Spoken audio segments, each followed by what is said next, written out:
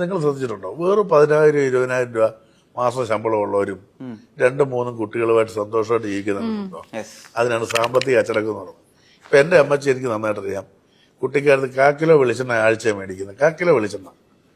എന്നാൽ എല്ലാ കറിക്കും ടേസ്റ്റും ഉണ്ടാവും, വറക്കേണ്ടടുത്ത് വറക്കും, എല്ലാത്തിനും ഒരു കരുതലുണ്ടാവും. അതായത് ആഴ്ചയിൽ 2 കിലോ അരിയേ ഉണ്ടാവുള്ളൂ. 2 കിലോ അരി ആയിരിക്കും, അത് ഒരു നാഴി കൂടില്ല.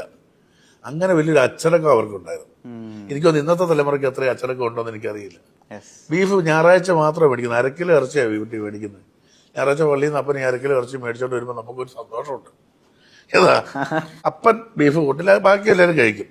പക്ഷെ ഈ 1/2 കിലോ ഇറച്ചി ഞാൻ അറിഞ്ഞുണ്ട് ഈ ആരും ബിരുദക്കാരും ചിലപ്പം കാണും. മുടിയാൻ വേണ്ടി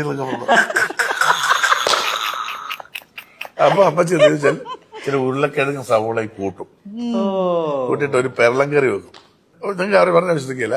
രാവിലെ സ്കൂളിൽ കൊണ്ടുപോകാൻ ആ ചോറിന്റെ അറ്റത്ത് അമ്മച്ചി ആ സ്നേഹം കൊണ്ട് ചില കരിഞ്ഞ ഒലത്തിറച്ചിയില്ലേ, തേങ്ങാക്കൊന്നോട് കൂടി ശകലം മൂലയ്ക്ക് വെച്ചേക്കും.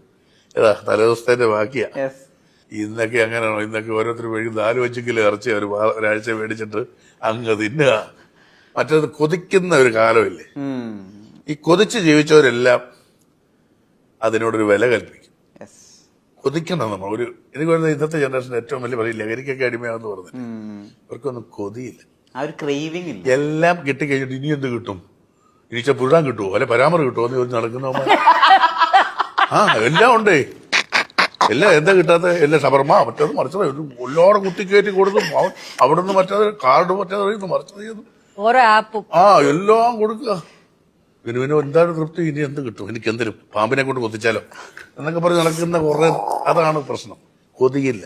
നിങ്ങൾ ആലോചിച്ച് നോക്കിയേ, ഇല്ലായ്മ ഒരു വിധം കഷ്ടപ്പെട്ട് ജീവിക്കുന്ന ഏതെങ്കിലും കുട്ടി ഇതൊക്കെ ഉപയോഗിക്കുന്നുണ്ട്?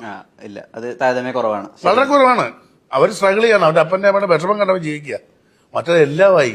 അപ്പം പാവം ഗൾഫിൽ കഷ്ടപ്പെട്ട് കാശ് അയച്ചു കൊടുക്കുന്നു, അമ്മയ്ക്ക് ഇവിടെ ജോലി ഉണ്ടാവും, അത് കിട്ടുന്നു, എന്നിട്ട് ഇവന്റെ മൊബൈലിൽ കൊണ്ട് എന്തൊക്കെയോ ചെയ്യുന്നു.